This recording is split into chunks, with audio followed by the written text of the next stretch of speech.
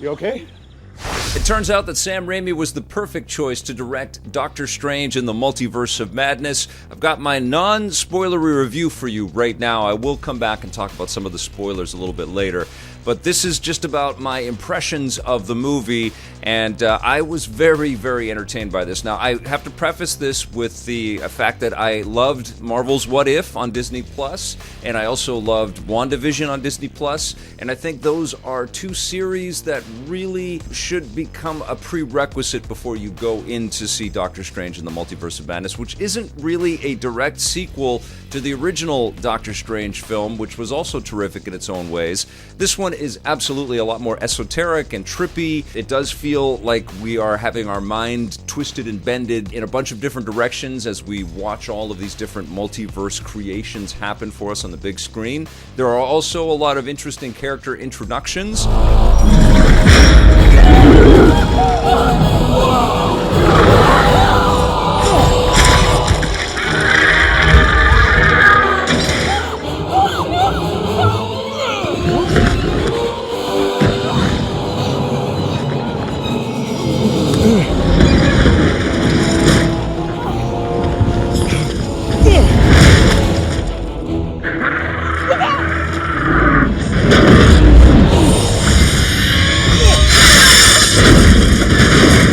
One of the big ones is America Chavez, played by Xochitl Gomez, who my kid pointed out is one of the actors from Babysitter's Club, so good one, Ruby. This movie has got a lot of interesting interplay between the different characters that sets up stuff for the future, but also definitely looks at the past and a lot of the things that have transpired. One of the things that is definitely paramount in this movie, and you become very aware of as you're watching it, is that the more talent that these magic wielders have in the Marvel Universe, the more their physical bodies and their mental infrastructure gets challenged. And we see that in various ways throughout the film, but it's almost like the more power these characters wield, the more damage they do to themselves. And I thought that was an interesting juxtaposition, because it is amazing to see.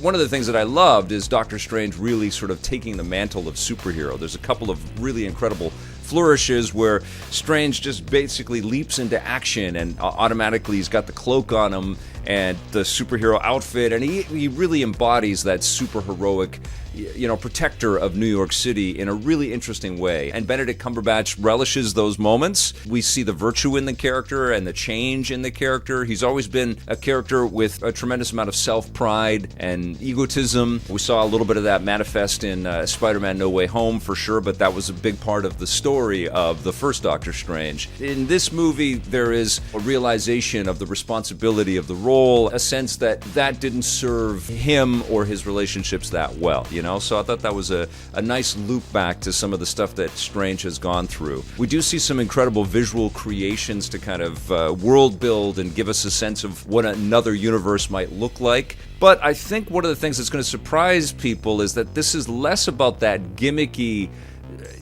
sort of touchstone, and less about sort of surprise reveal after surprise reveal than I think a lot of us were expecting.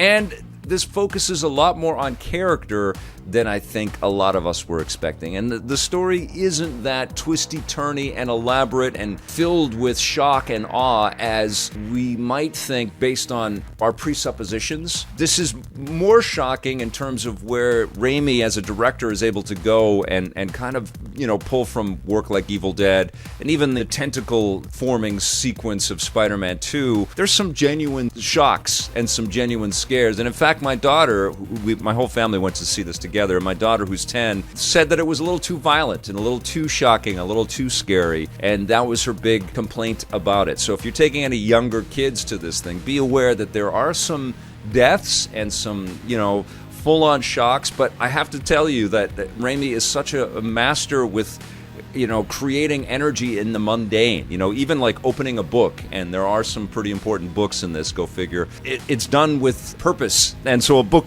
comes into frame, and the frame might be kind of twisted at a weird angle, and pages are turned with ferocity, and there's lots of moments like that where the energy is amplified by the creative choices of where the camera is positioned or the color and lighting that we might see on screen. The embellishment to the plotting is something that we can kind of depend on with Sam Raimi, and I think it serves this storytelling really, really well in this movie. It feels like a living comic book for sure, but it also feels incredibly esoteric and supernatural, and I have to admit, I'm not super familiar with the Doctor Strange lore. I didn't read the books, and so most of my awareness of this character has come through the MCU, and I feel like this is definitely a movie that dips into previous Doctor Strange comic stories. There's some really fantastic deep dives in here, and this is going to be one that I think people are dissecting and talking about for a long time for a couple of reasons. One of them is the secrets that are revealed, the surprises that do pump up in this, but also the framing and the filmmaking and the choices that are made, like we absolutely see a lot of Sam Raimi touchstone things, like cameras doing a fast zoom into the action, and all of the actors are super fun and super game for the zaniness of the way that this movie is. This isn't a movie that takes itself incredibly seriously either. There's a playful tone about all of this. There is this kind of awareness of how absurd a lot of the imagery and a lot of the powers and a lot of these moments are on screen. But it relishes it, and I just found it incredibly entertaining. It definitely delivers on some of those secrets and on a lot of the comic history, its connections to previous MCU stuff, but it also stands alone. There are a couple of connections to previous MCU films and discussions about them, but it's really about this moment and this director sort of taking the reins on a Marvel movie again and making it his own. This feels very much like it fits in the canon of the Sam Raimi universe. And I have to, also really commend Elizabeth Olsen again. She has just proven herself to be so consequential and so fun to watch as Scarlet Witch. She is incredible. What a fantastic actor, and a terrific on-screen presence next to Cumberbatch's Doctor Strange. I also really enjoyed Benedict Wong's Wong. He's terrific in this as well. And definitely Xochitl Gomez is solid in this role, but she doesn't have the acting chops of some of these vets that are in this movie. And you can feel that. I mean, this is an actor that will grow into this character. And it's interesting. I mean, Marvel seems to be making a very deliberate effort here to kind of craft the younger generation of the Marvel Universe. And America Chavez is probably going to be a big part of that in the future. So I was fully taken away by this film. I've long since passed the ability to kind of stack these in my pecking order on the fly. And these are always movies that, you kind of have to enjoy through repeat viewings, and you get more and more out of them. The other night I rewatched the first Doctor Strange to get prepared for this, and I loved watching that movie again. And I am very much looking forward to seeing this again, but also talking with you guys about some of the, spoilery details in this movie. But it's very entertaining, and if you're as big a fan of the MCU as I am, I'm pretty sure you're going to really enjoy this one too. I'm going to give Doctor Strange in the Multiverse of Madness an 8.5 out of 10.